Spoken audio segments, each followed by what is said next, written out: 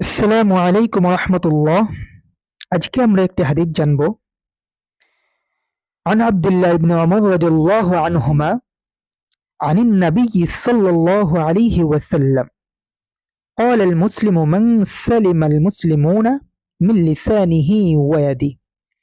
হাদিসের অর্থ, আব্দুল্লাহ ইবনে আমর রাদিয়াল্লাহু তাআলা আনহুমা থেকে বর্ণিত, আল্লাহর রাসূল সাল্লাল্লাহু আলাইহি ওয়াসাল্লাম ইরশাদ করেন, সেই মুসলিম যার জিহ্বা ও হাত হতে সকল মুসলিম নিরাপদ থাকে।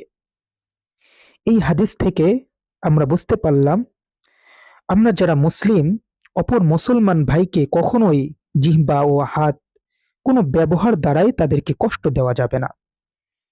তাই আমরা সকলেই চেষ্টা করব অপর মুসলমান ভাইয়ের সাথে সর্বদা ভালো ব্যবহার করা। আল্লাহ রাব্বুল আলামিন আমাদের সকলকে